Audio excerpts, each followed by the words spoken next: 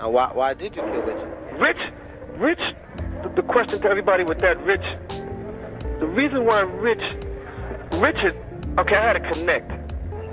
I had a young Dominican connect off of Broadway, and, you know, he wasn't really in position at the time when I was really dealing with him to really front me crazy. You know, he would front me 1 or 2, but he wasn't really in a position where, you know, we wanted him to front us like, you know, 50, 60, 100 keys. We didn't want to put up no money.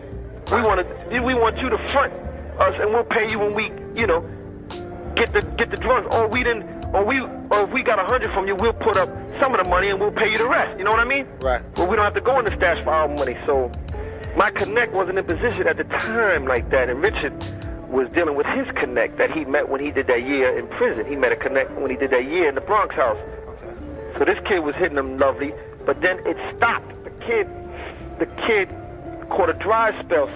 Since you ain't got nobody getting no drugs from, deal with my man, he'll give you a good price, and the money I'm bringing from out of town, you know, we'll hit him. And when he starts fronting us the drugs, you let me know. Because I had other connects. I had like 2 or 3 other connects that I was able to deal with too. So the time came when he was going to start fronting us the coke. Okay. But I was out of town. Since I was out of town, he wasn't able to catch up to me. It was easy for him to just deal with Rich. Right. Give it to Rich and let Rich give it to me. Right. So that's what happened. If he gave 100, I was supposed to get 50. You know what I mean? At the same price that he was charging Rich, I was supposed to get it for that price too. Right. But before this came along, I was already dealing with Rich with his connect. So if his connect was charging whatever, I didn't have no problem with Rich making $1,000, $2,000 off of me, because I was coming to spend $300,000-$400,000 with him. But now my connect is giving it from 12, 13. My original connect is giving it to for 12, 13, and I'm supposed to get half of that at that price. But Rich got me thinking that the coke that I'm getting from him is still coming from his connect. So then I wind up bumping into my connect because I wind up staying up there a couple of days, and I wind up running into my connect. Okay. So I bump into him. So I said, "Yo, what's up, man?" I said, "Yo, what's up, man? When are you gonna start, you know, looking out for a brother, man?" Okay. He's like, "What you talking about, Pope?" I said, "Man, you know what the hell I'm talking about. When you gonna start fronting us this and that?" And he had a lot of respect for me. I had a lot of respect for him. And so I said, "Yo, when you?" So he's like, "Yo, what are you talking about?" I just gave Rich like 60 joints. This time he had just gave Rich like 60 bricks. Okay. And 30 of those bricks were mine. Okay. So I'm saying, "No, you didn't. You didn't. Rich got coke from his man." He said, "Man, Pope, I'm telling you, man." I said, "Oh, yeah?" I said, "Yeah, all right, man." And he described them. And I remember I had just got these round joints from Rich that were real good.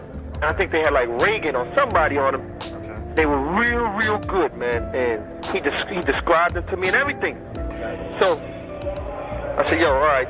I said, "Yo, we never had this conversation, man." So I didn't really say much about it. I just had in my mind like, damn, Rich getting over on me like that. So I didn't say nothing to him the first time. So I went back down to D.C.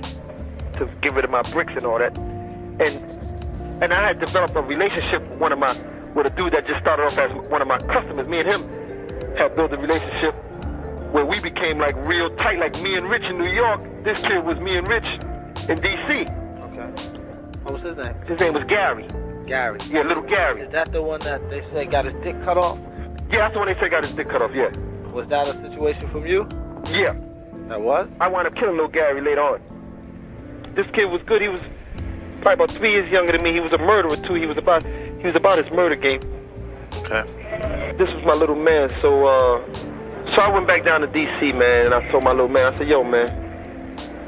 This dude Rich up in New York, man. And he knew Rich from me bringing him to New York, because we used to do the firework thing in New York. Okay. Every 4th of July, I used to spend like $10,000-$15,000 with these guineas downtown and get me like a truck full of fireworks and come back to my neighborhood and blow it all up and all that. Okay. Around 105th Street. And this time I did it around 102nd Street with Rich and all that. And I brought my little man, because they never seen nothing like that being in D.C. They couldn't really do stuff like that. So I brought him to New York to show him how we live up there and all that. Okay. So he wanted me and Rich in that process and all that. So this day I went back to D.C. I said, "Yo, man, this dude here, man. I just found out this dude is jerking me, man." He's like, "What are you talking about, Paul?" I said, "Man, this dude getting these bricks from my man. I'm supposed to get half at this price, and he charging me this price because I'm thinking it's still coming from his connect." Mm-hmm. And the first thing come out, he's my man, let's kill him, man. I was like, nah, just hold up for a minute. Let me think about this thing. So I wound up calling Rich. I said, yo, Rich, everything all right? Your man back on? So I'm just checking. I said, your man back on? He said, oh yeah, my man just gave me some more joints. You coming up? I said, yeah, I'll be there. I said, all right. I told my little man, I said, yo, we going to New York, man, and we gonna go see Rich. No, first I went to New York. I took care of my business with him. I spent about $500,000 with him, and got my bricks and all that. And I think he was getting them from. He was also getting bricks from like Fritz and them. I don't know if you ever heard of the kid Fritz. Yeah, I heard of Fritz. Yeah, Fritz was getting boatloads of that stuff. I wound up taking it back to DC. So I'm still not saying nothing. So I'm saying my little man. I said, yo, man, that's it, man. I'm gonna go back to New York. I said, yo, I'm gonna ask Rich. I'm gonna step to him because I'm really like just fed up with it now. I said, yo, I'm gonna ask Rich who he got that coke from. This last thing I got, who he getting this coke from? And if he lied to me again, that's it. It's over. Okay. I'm taking him out. So now I told my little man this. I'm saying, yo, you come. I said, yo, we gonna go to New York. I had just got me a customized van. I just bought me a customized van. Them big joints with the TV and the bed and all that. Okay. So I had just bought one of those, and it was up there in the shop getting the system done and all that.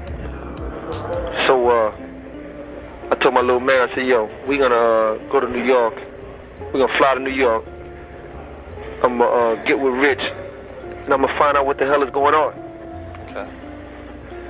So one thing led to another, and I don't want to go into all, but did I? The question is, did I have anything? Did I kill Rich? Yeah. Yes. Yeah. Yes, sir. Yes, sir. I killed Rich. How'd that come about? You just put, because everything on the street said that a limousine pulled up.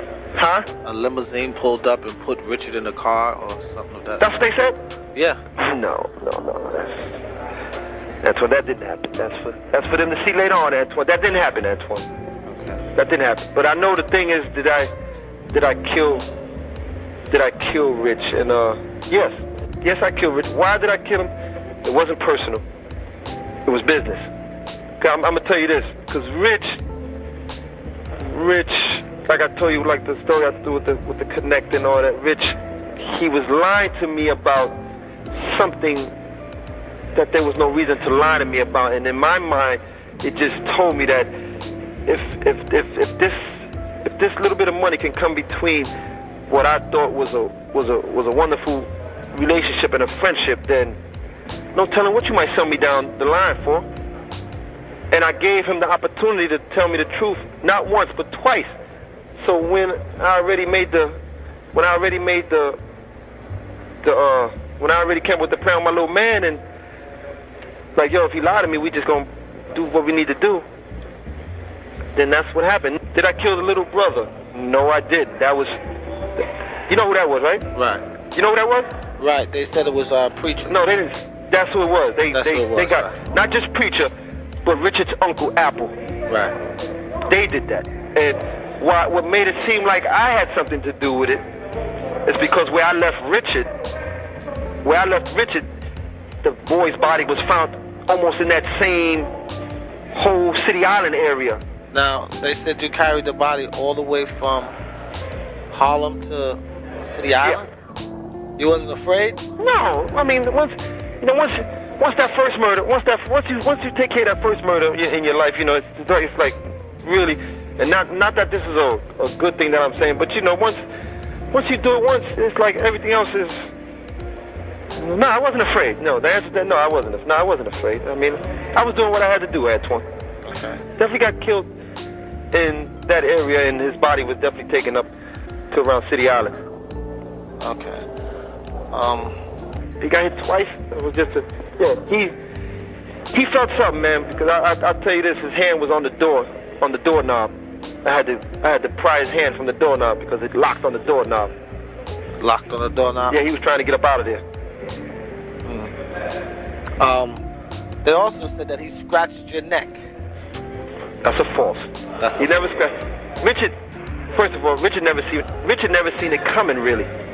He couldn't have scratched my neck because I was the driver, and my little man took care of everything else. And he didn't scratch me. How I got my neck scratched, and it's not Dave said it. I believe AZ said my neck. Right, AZ said it. Yeah, I believe AZ said my neck. Hold on. Richard didn't scratch my neck. Richard never even seen it coming. Richard never even laid a hand on me. He never knew what was happening.